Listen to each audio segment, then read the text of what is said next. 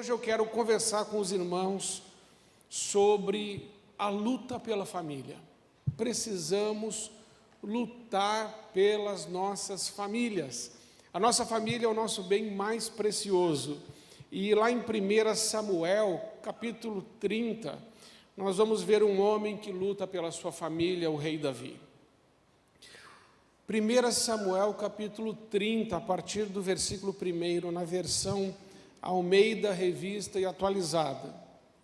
Diz assim: sucedeu, pois, que chegando Davi e os seus homens ao terceiro dia, a Ziclague, já os amalequitas tinham dado com ímpeto contra o sul, e Ziclague esta ferido e queimado.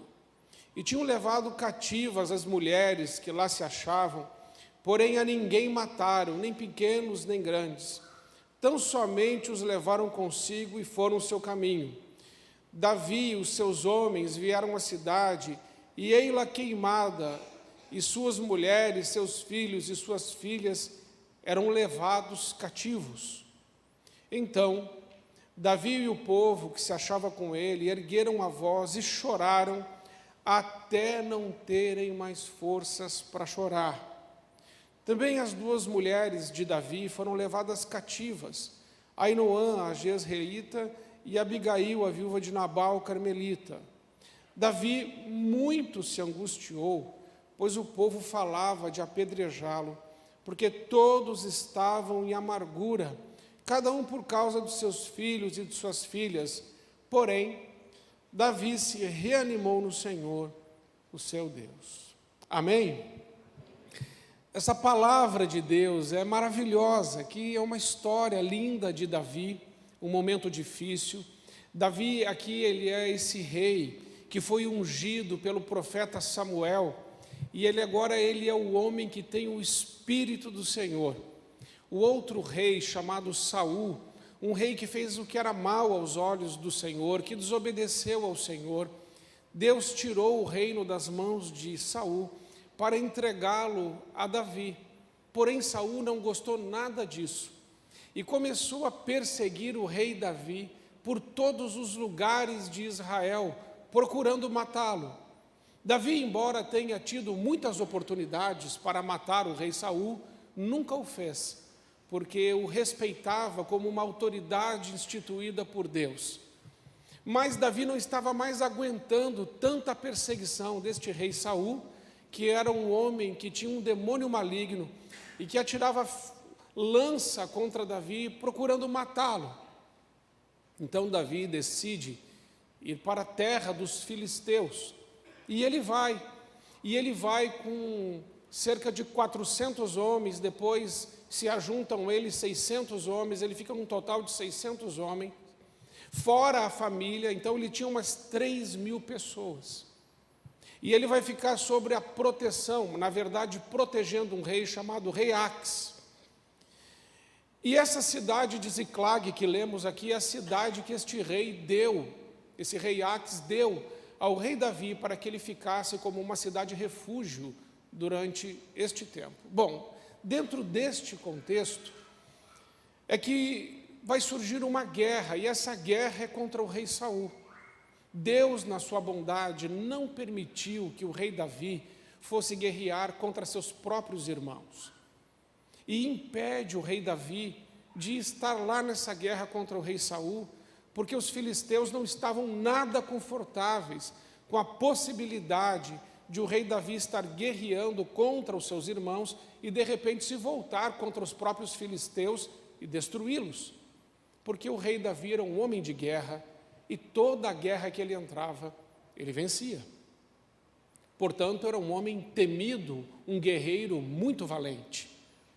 Mas ele foi mandado embora, não podia lutar aquela guerra. Ele tinha saído da sua cidade, esta que lemos aqui no versículo 1, Ziclague, aonde estavam as mulheres, as crianças, os filhos, os jovens, todos ficaram. Somente os 600 homens haviam saído para a guerra. Agora ele volta, e quando ele volta, ele se depara com um cenário horrível. Os amalequitas, diz o texto, atacaram com ímpeto a cidade de Ziclague, que era a cidade de Davi. e feriram a cidade e queimaram-na toda. Quando o rei Davi chega com os seus homens, porque não podia mais lutar aquela guerra, ele se depara com um cenário horrível, a cidade destruída, todos os seus bens foram queimados, e todas as pessoas da cidade, a saber, todos os familiares daqueles homens, as esposas, os filhos, os jovens, os idosos, todos foram levados cativos pelo inimigo. E diante deste cenário, Davi, ele fica tão abismado, tão enfraquecido com tudo que está acontecendo, com aquela cena tão horrível, que a palavra de Deus vai dizer que ele chora. E ele chora até não ter mais forças. Mas depois de chorar, Davi se levanta, coloca a estola sacerdotal. Isso vai acontecer a partir do versículo 7. Consulta ao Senhor, vai atrás desses inimigos. No meio do caminho tem um egípcio que foi abandonado por um amalequita, e ele pega esse egípcio e pergunta: para onde os amalequitas levaram a nossa família? E esse escravo egípcio conta o lugar certo aonde os amalequitas estavam. Então o rei Davi vai com 600 homens, mas 200 homens cansam, porque são 25 quilômetros de corrida. 200 homens não aguentam. Os outros 400 aguentam, atravessam um ribeiro, chegam no lugar onde estão os amalequitas com todas as famílias, e ali eles conseguem vencer o exército amalequita, restituir suas famílias sem perder nenhum membro, e ainda trazer um despojo que Davi divide com todos os homens, inclusive com os 200 que não conseguiram atravessar o ribeiro para lutar essa guerra. Bem, entendendo o texto e o seu contexto, agora vamos aplicar esse texto em nossas vidas. E a primeira lição que eu aprendo nesse texto está no versículo 1. Sucedeu, pois, que chegando Davi e seus homens ao terceiro dia a Ziclag, já os amalequitas tinham dado com ímpeto. Veja lá, a palavra ímpeto significa com violência. Os amalequitas na Bíblia, eles simbolizam um tipo de agente do mal, de alguém que luta contra a igreja, contra o povo do Senhor, de um povo que odeia o povo de Deus. E eles deram com ímpeto naquele lugar, e eles queimaram e feriram aquela cidade.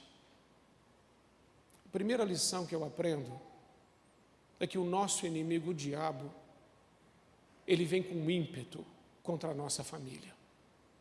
Ele ataca com ímpeto, com violência a nossa casa.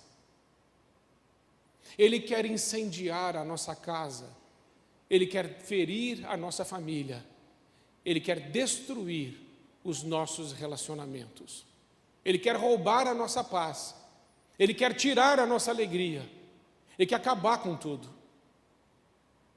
E Tiago vai dizer, lá no capítulo 3, no versículo 6, que tem uma coisa que incendeia uma casa. Tiago 3,6 diz que a língua, ela pode incendiar, ela pode pôr fogo em tudo que está ao nosso redor. Lá o fogo que destruiu aquela cidade era um fogo mesmo. Mas hoje o diabo tem outros meios de pôr fogo nas casas, nas famílias e destruir relacionamentos. E um dos meios que ele tem é através da língua do homem. Sabe aquelas palavras duras que você pode ter ouvido na sua casa? Você não presta, você não vai dar nada na vida, você é fraco, você é covarde, você é burro, você é idiota. Quem você pensa que é? Isso não serve para você. Eu não amo você. Eu não quero mais você aqui. Eu rejeito você. Pegue as suas coisas e vá embora. Quando você ouve palavras dentro da sua própria casa que são palavras duras, palavras malditas. Malditas. Foram ditas de forma má. Uma palavra maldita, ela pode incendiar você. Uma palavra maldita, ela pode queimar a fogo a sua memória. E talvez hoje você agora mesmo esteja lembrando de uma palavra que incendiou a sua mente, que incendiou o seu coração. Uma palavra que foi dita a você com raiva, com ódio. Uma palavra que foi dita a você, que te machucou, que te magoou, que talvez tenha te paralisado na vida, que talvez tenha queimado o seu coração de uma forma negativa e tirado de você sua autoestima. Uma palavra maldita pode deformar a identidade de uma pessoa.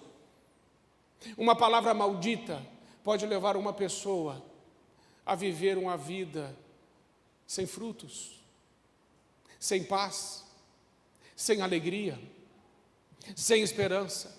É por isso que o homem mais sábio que pisou nessa terra, fora Jesus, Salomão, em Provérbios 18, versículo 21, vai dizer que a vida e a morte estão no poder da língua.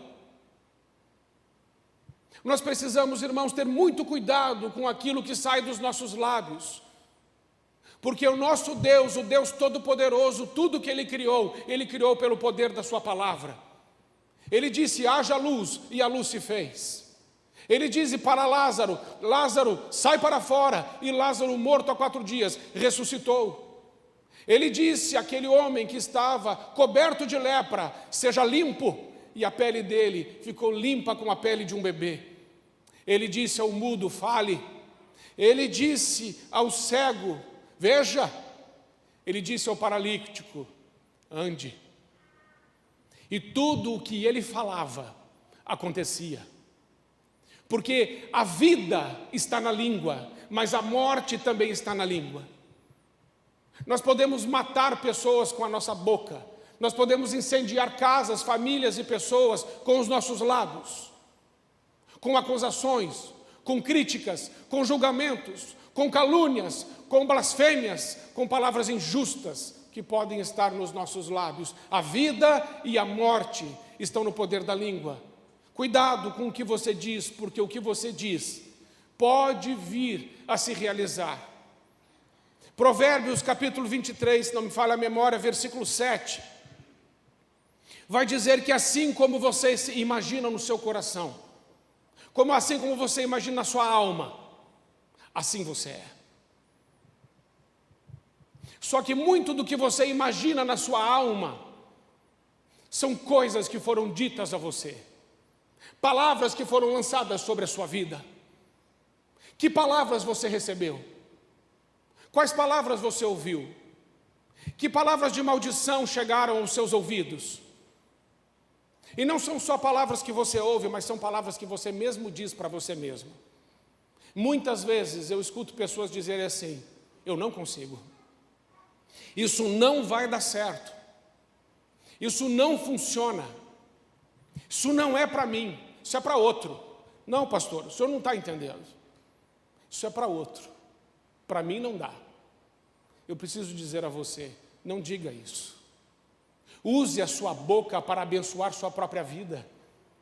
Não se amaldiçoe e não concorde com uma palavra que veio para roubar a sua identidade, deformar a sua identidade, tirar a sua alegria, roubar a sua paz, tirar a sua esperança, roubar a sua autoestima. Não permita.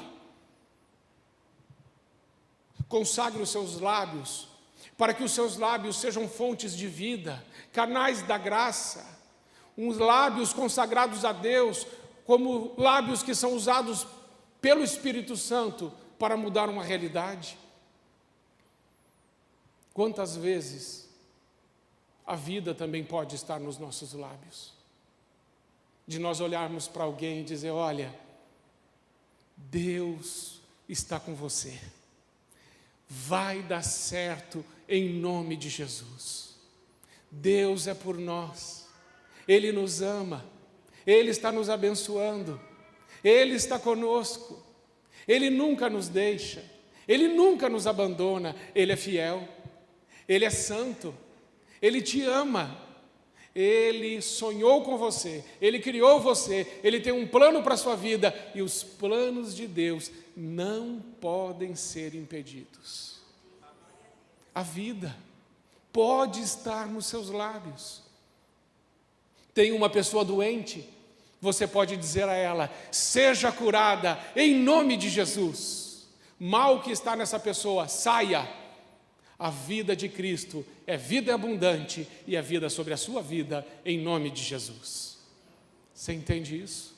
Mas quantas vezes você está lutando na sua mente com problemas, com situações e com pensamentos que vêm como dardos inflamados do maligno, e esses dardos inflamados são como um fogo na sua mente, para que você fique ali preso a uma situação, uma circunstância, a algo que aconteceu na sua história, e você já viveu e reviveu e viveu e reviveu aquilo milhares de vezes e não consegue sair dessa situação. Hoje é o dia em que a palavra de Deus prevalece sobre qualquer palavra de maldição sobre a nossa vida. É dia também de perdoar pessoas que falaram coisas a nós, que nos feriram.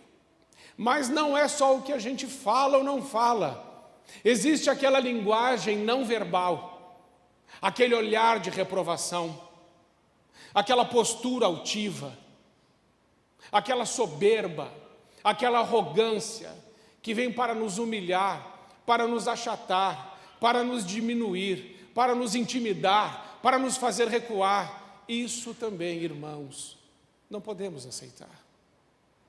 Não aceite isso sobre sua vida. Deus não te criou para isso. Amém, irmãos?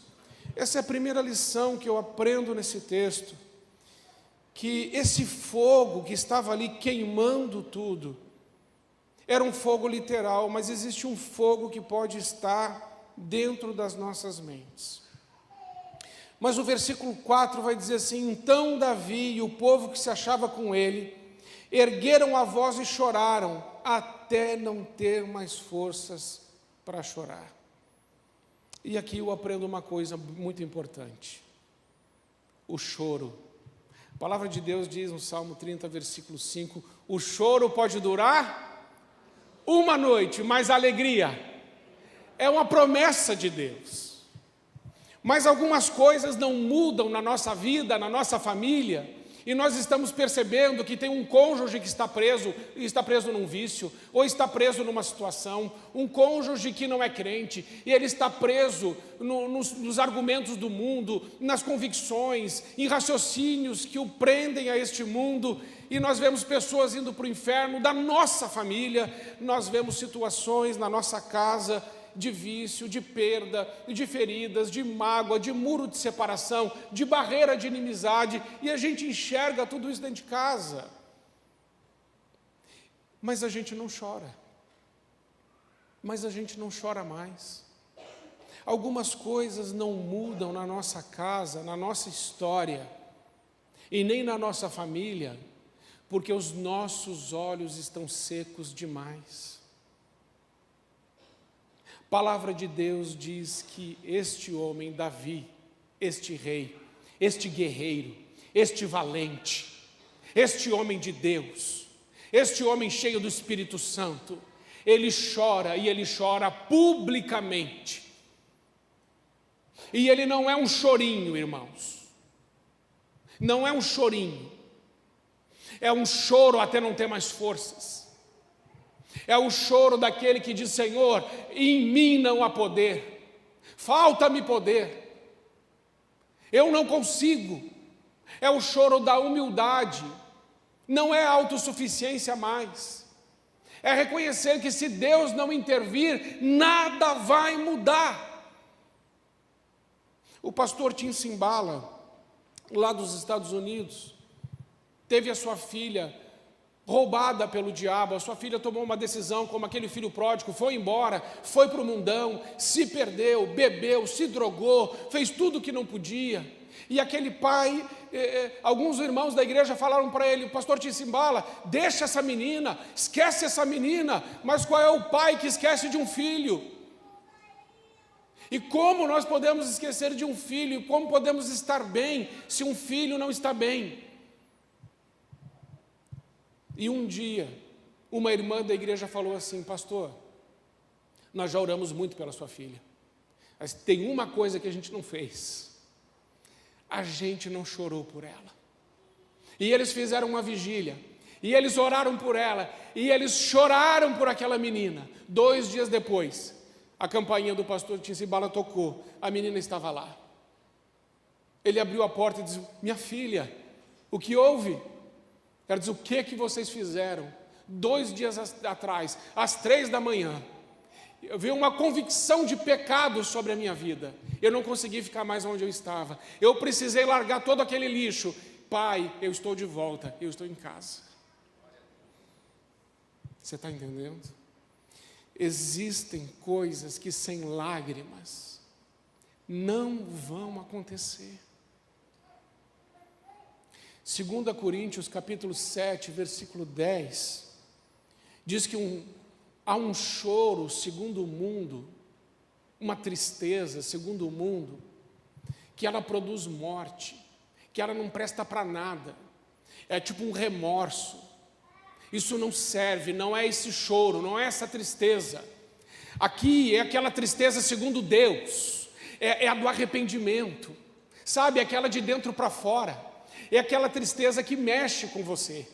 É aquela tristeza que vem uma convicção: eu preciso me dobrar aos pés do Salvador, eu preciso da força de Jesus, eu preciso da intervenção de Jesus. É como Jó, lá em Jó 19, 25, aonde ele não aguentava mais, ele diz: eu bem sei que o meu Redentor vive e que por fim ele se levantará em meu favor.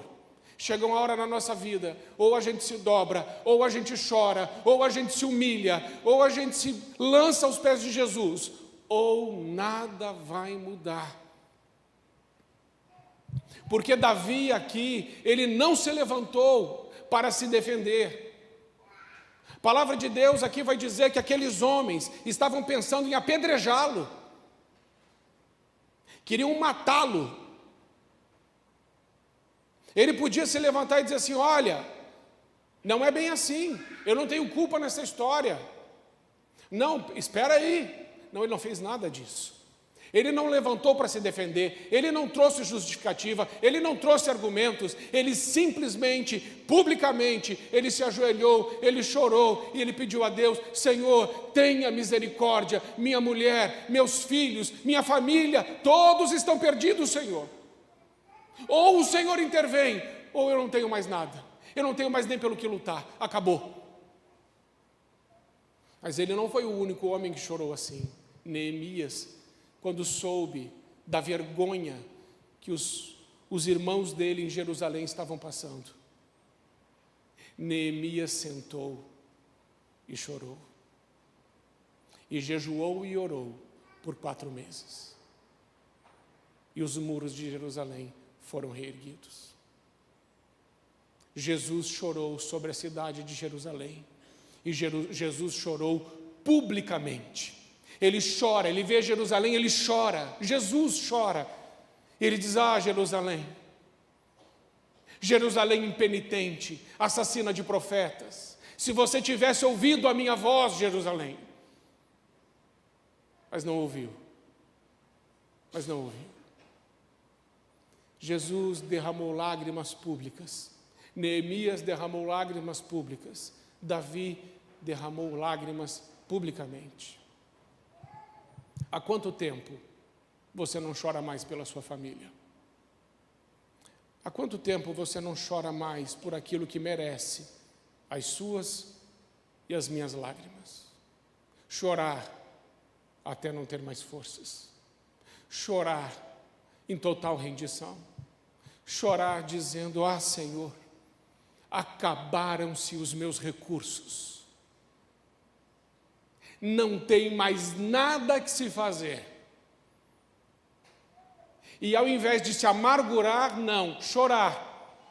Porque veja o que diz o versículo 6, que é outra lição que esse texto ensina, tremenda. Davi muito se angustiou, pois o povo falava de apedrejá-lo, porque todos estavam em amargura.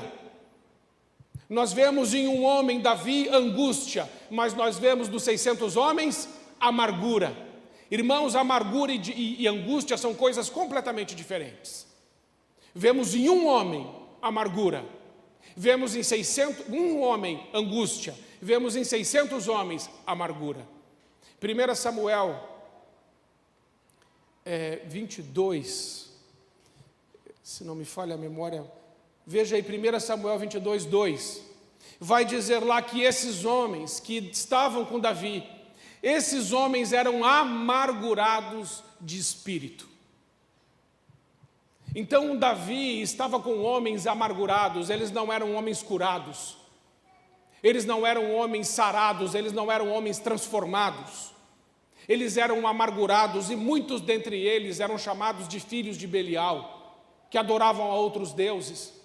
Estavam junto com Davi, mas não havia unidade. Estavam junto com Davi, mas não havia fidelidade. Estavam juntos, mas não havia um companheirismo. E na hora que a crise se instalou, Davi muito se angustiou, diz o versículo 6. Pode voltar para o versículo 6. Mas os homens se amarguraram. A angústia de Davi leva ele para o lugar certo. A angústia de Davi leva ele para os pés do Salvador. Quando uma coisa ruim acontecer com você, fuja da amargura. Aqueles homens amarguraram. E o que um amargurado quer? O amargurado quer justiça. O amargurado procura um culpado. O amargurado, ele quer fazer alguma coisa para aplacar a dor que ele está sentindo. Ao invés de ele chorar aos pés do Senhor, ele quer vingança. Vamos apedrejar Davi, vamos matar Davi. É isso que a amargura faz. A amargura mata, a amargura separa, a amargura divide, a amargura quebra a unidade. Esses homens estavam amargurados. Quando a amargura entra dentro do nosso coração, nós agimos muito mal. E aí nós não temos mais o amor, a unidade, a paz que deveríamos ter dentro da nossa casa. Mas nós queremos saber de quem é a culpa. Quem é que vamos apedrejar? E apedrejamos pessoas com a indiferença. Apedrejamos pessoas com a calúnia. Apedrejamos com a fofoca. Apedrejamos com a maledicência. Apedrejamos quando decidimos isolar aquela pessoa, tirar ela do nosso convívio, não dar a ela mais acesso à nossa vida, nem à nossa história. Isso é um apedrejamento. Quantas pessoas têm sido apedrejadas em nossa própria família por causa da amargura? Quantas pessoas amarguradas são ingratas e acusam as outras pessoas de coisas que não deveriam acusar? Ingratidão, a amargura é ingrata. Ela só olha o momento, ela não vê tudo, ela só vê aquele momento e ela decide matar. Mas Davi não se amargurou. Davi muito se angustiou. O que a angústia faz? Ela engravida você dos sonhos de Deus. A angústia, ela leva você aos pés do Senhor. E aí, irmãos, eu aprendo mais uma lição muito preciosa. A palavra de Deus vai dizer ainda nesse versículo: então Davi se reanimou no Senhor. Você está vendo? Tinha tudo para dar errado, gente. Tinha tudo para essa história acabar mal. Mas de repente tudo muda.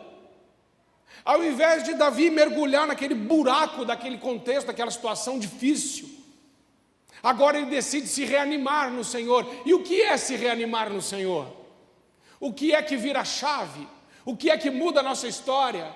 O que faz a gente sair do vale? O que faz a gente sair daquele lugar de derrota e ir para buscar aquilo que Deus tem para a nossa vida? É trazer à memória aquilo que nos traz esperança. Davi se reanimou no Senhor como? Olha, eu lhe digo como.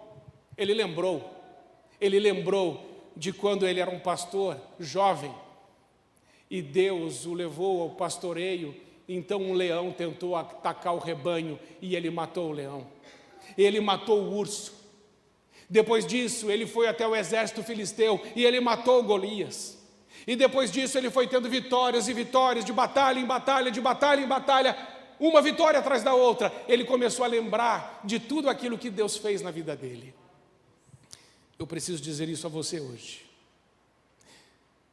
Você não vai sair do lugar se você não começar a lembrar de quem é o teu Deus, do que Ele já fez na tua vida, dos milagres que Ele já fez na tua história, de todas as cenas que você já viveu com Ele, dos lugares que Ele te tirou, como a mão forte dEle te sustentou, como a presença real dEle fez a diferença lá naqueles momentos. E hoje, no dia da crise, hoje no dia da dor, hoje no dia da perda, Davi disse assim: não, eu não vou olhar essas circunstâncias, eu vou olhar para Ele e vou trazer à memória aquilo que me traz esperança. E então Davi, depois de fazer isso, vai dizer o versículo 7, ele manda chamar o sacerdote Abiatar, diz: Abiatar, traz a estola sacerdotal, porque agora eu vou consultar o Senhor eu mesmo. E ele consulta o Senhor, e ele pergunta ao Senhor: Senhor, eu posso ir atrás deles? E o Senhor diz assim: pode. E eu vou pegar aquela turma, e o Senhor diz assim: vai. Ele disse: então é nós, agora eu vou, porque a vitória está na minha mão, porque uma palavra de Deus veio sobre a minha vida. Mas você precisa entender que para a palavra de Deus vir na nossa vida dizendo vai, primeiro tem que ter choro, tem que ter angústia, precisa de ter quebrantamento e reconhecer que não podemos fazer. Se não formos humildes, Deus não lutará por nós, porque Deus resiste ao soberbo, mas dá graça ao humilde. Como está a sua família? Como você está? E que palavras estão dentro do seu coração? Por quem é que você precisa lutar? Nessa noite, Deus vai lançar sobre nós a sua santa palavra. Você crê nisso? Mas para isso, você precisa reconhecer diante dele que existem palavras que estão sobre a sua vida, que não são palavras boas. Palavras que queimaram a sua memória e palavras que podem ter deformado a sua identidade. Essas palavras, elas ainda ecoam, ainda dá para ouvir. Quando você fica em silêncio, você ainda as ouve. Hoje é o dia de você dizer não. Até aqui essas palavras ecoaram. E até aqui elas estiveram na minha vida e sobre mim.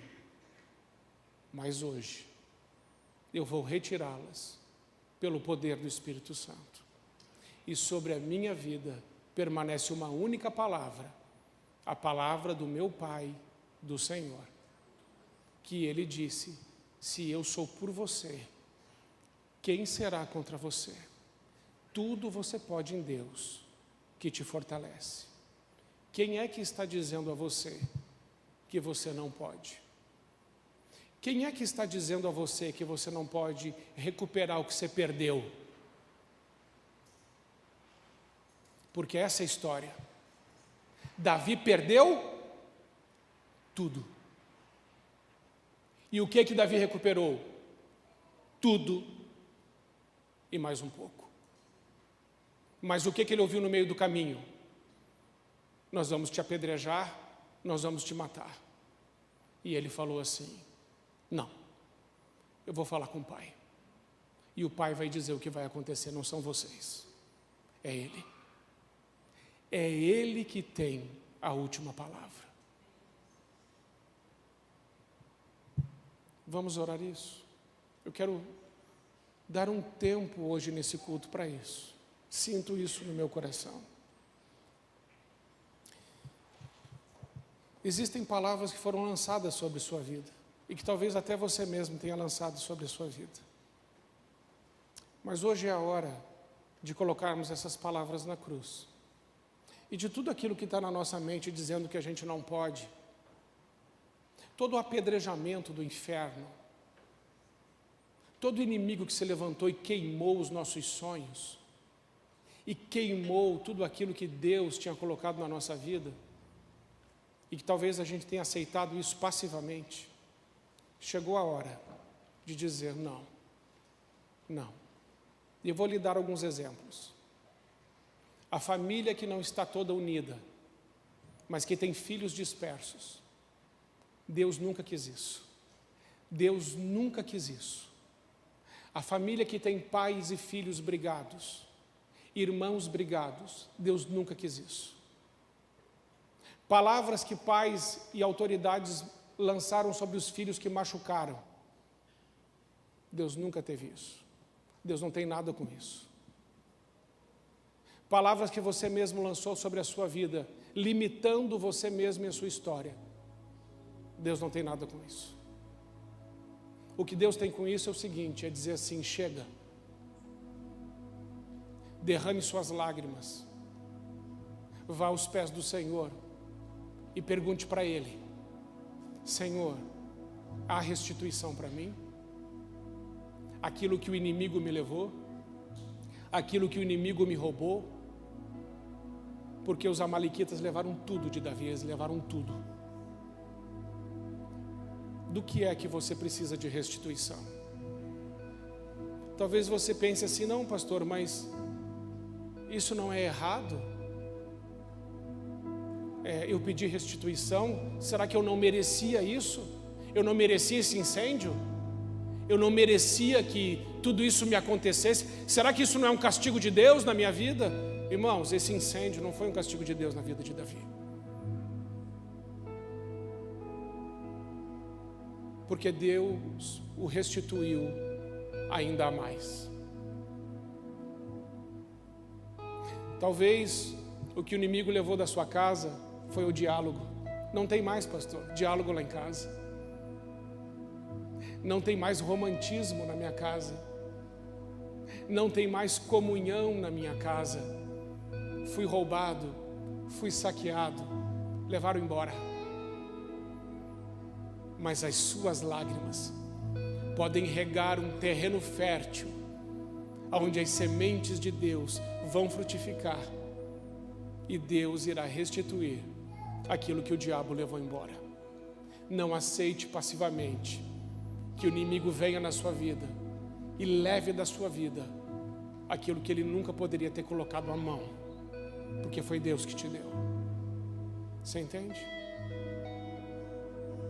Então vamos ficar em pé, vamos deixar o nosso lugar.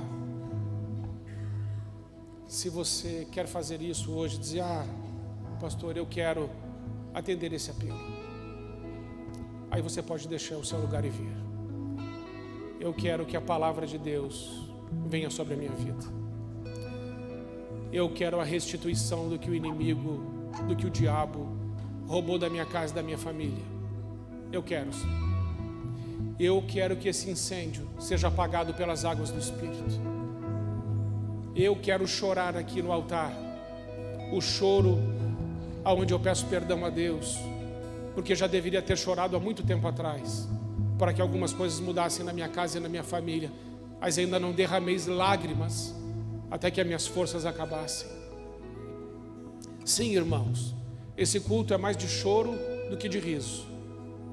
Mas a Bíblia diz que o choro pode durar uma noite, mas a alegria vem pela manhã. Davi não conquistou nada sem choro. Davi não conquistou nada sem lágrimas. Onde estão as nossas lágrimas por aquilo que vale a pena derramar? Deus ama você. Deus ama a sua família. Deus tem um plano para a sua história. Então agora, ore ao Senhor. E se você está perto da sua família, abrace a sua família E se você está perto do seu marido ou da sua esposa, ore com ele, ore com ela, e lance palavras de bênção agora sobre a sua família. Todos nós na igreja podemos fazer isso, orar pela nossa casa, orar pela nossa família, e dizer: ah, Senhor, vem sobre a nossa casa e faz aquilo que ninguém pode fazer. Pai, em nome de Jesus, nós colocamos hoje diante do Senhor a nossa família, a nossa casa, a nossa vida. E nós queremos dizer ao Senhor que sim, que aconteceram coisas na nossa vida que deformaram a nossa identidade, que roubaram a nossa alegria, que levaram embora a nossa paz. Um incêndio aconteceu na nossa história e ficamos perdidos. E talvez algum de nós, amargurados, procuramos culpados, procuramos justiça, mas hoje entendemos que não existe outro caminho a não ser se ajoelhar, chorar, orar e dizer: ah, Senhor, eu não tenho força para resolver isso, mas Tu, Senhor, Tu tudo podes, não há impossíveis para Ti. Hoje nós decidimos nos reanimar no Senhor como fez Davi. Dai-nos força, Senhor, para percorrermos a distância que precisa ser percorrida até alcançarmos o inimigo e tomarmos de volta tudo o que ele levou de nós, o que ele roubou de nós. Devolve-nos, Senhor, os nossos entes queridos. Devolve-nos a paz, a alegria, o amor, a esperança, a fé. Traz de volta o diálogo, o romantismo, o perdão, a compaixão, a misericórdia dentro da nossa casa, Senhor Jesus. Ajuda-nos, reaviva-nos, reanima-nos, em nome de Jesus. Amém. Amém, irmãos? Vocês podem ficar em pé se puderem. Amados irmãos e irmãs, as lágrimas que derramamos aqui no altar valem a pena de ser derramadas. Preciso dizer aos irmãos, não existe nada mais precioso do que gente, do que a família.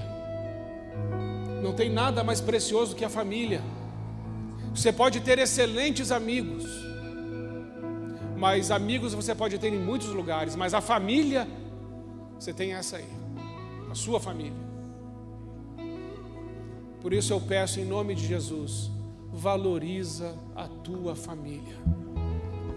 Ore por ela, ame a sua família, abençoe a sua família. Os pais precisam dizer para os filhos: filho, eu amo você demais. Mas também os filhos precisam dizer para os pais: pai, eu te amo e você é uma bênção. Eu fui visitar o meu pai e eu pude beijar a mão dele e falar: pai, me dá sua bênção. Ele falou: dou, meu filho. E dei beijo na bochecha dele e não apertei muito porque ele está velhinho. E eu falei para ele: pai, vai fazer musculação. 77 anos, dona. Vai fazer musculação. Ele falou assim: eu vou voltar para a musculação porque eu gosto do sítio. Ele gosta muito de sítio. Eu gosto do sítio, eu vou fazer musculação para eu voltar a plantar batata. Falei: pai, vai plantar batata no bom sentido. Ele gosta. A vaquinha de leite.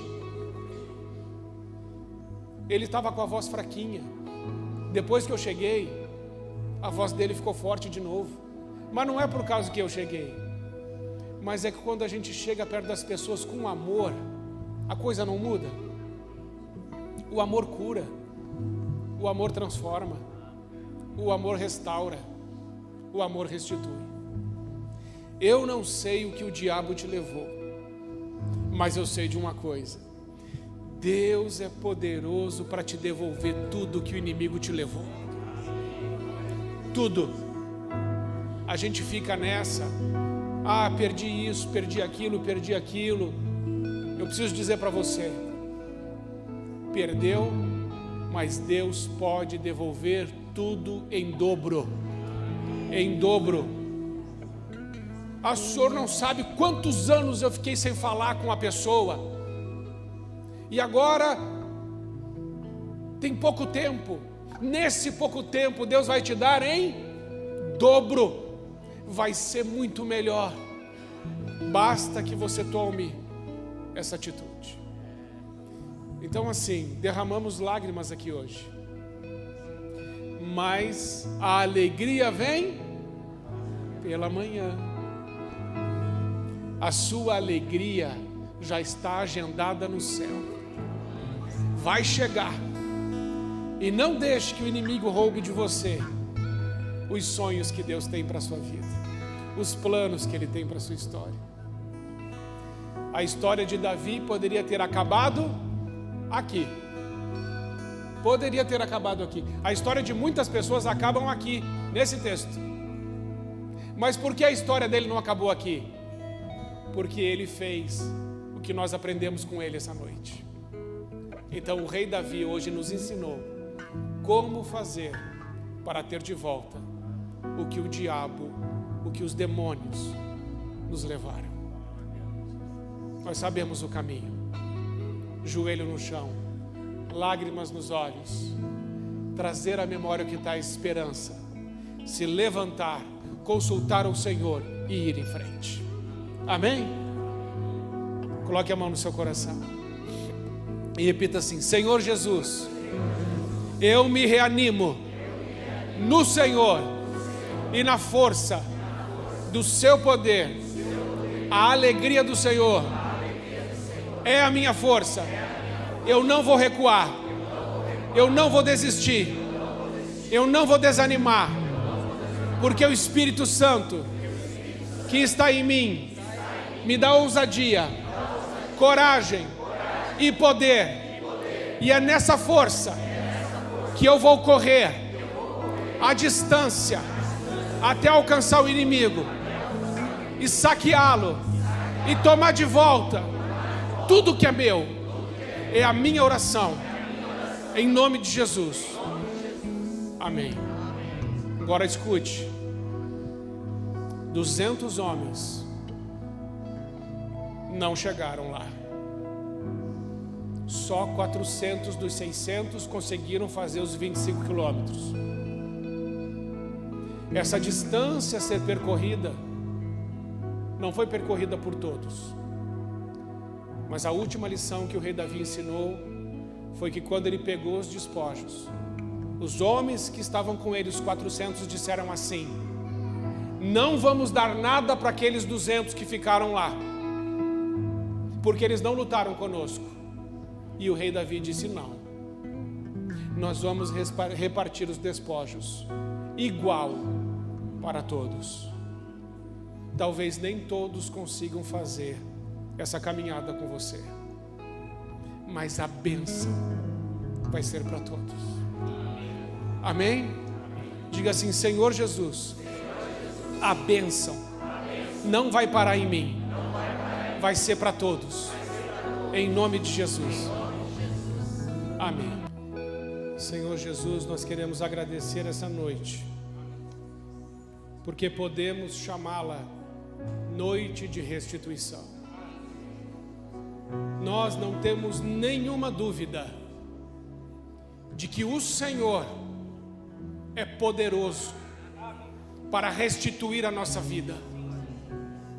E nós declaramos no mundo espiritual que sim, nós concordamos que somos fracos e nos falta poder, que não há força em nós, mas que quando nos humilhamos diante do Todo-Poderoso, Ele se levanta em nosso favor.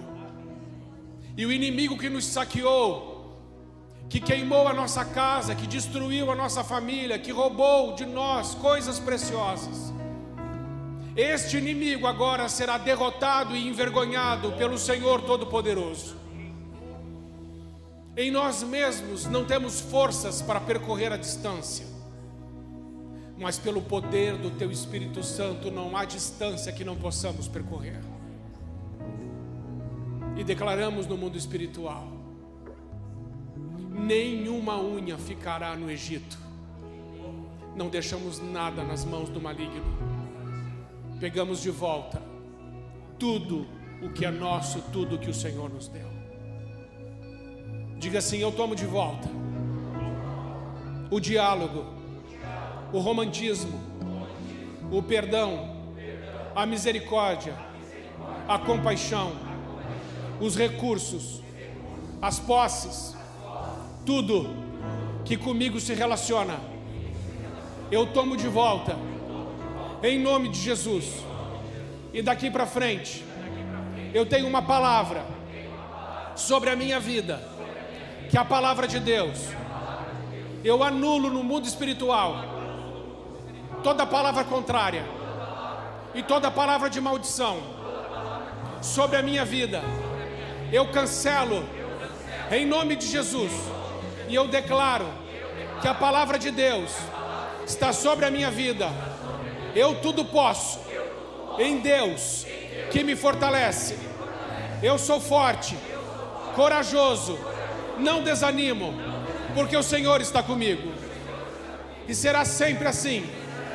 E dos meus lábios saem agora palavras de bênção, palavras de paz, palavras do céu sobre a terra, que mudam a realidade. É a minha oração, em nome de Jesus. Amém. Importante fazer sempre uma oração em voz audível, porque os demônios não ouvem pensamentos, eles ouvem o que a gente fala. E não seja tímido em dizer que o que Deus te deu é teu, e que se roubou, porque Jesus disse que o diabo veio para fazer o quê? Matar, roubar. Só que você vai dizer: na minha vida e na minha casa e na minha família, não. Aqui não, porque Deus está comigo. Não podemos mais, irmãos, aceitar passivamente nenhum tipo de derrota. Deus nos chamou para lutar e para vencer com Ele. Você é um guerreiro, uma guerreira do Senhor, e certamente Ele vai te abençoar e já te abençoou. E você terá muitos testemunhos para contar acerca do que o Todo-Poderoso tem feito na sua vida. Em nome de Jesus.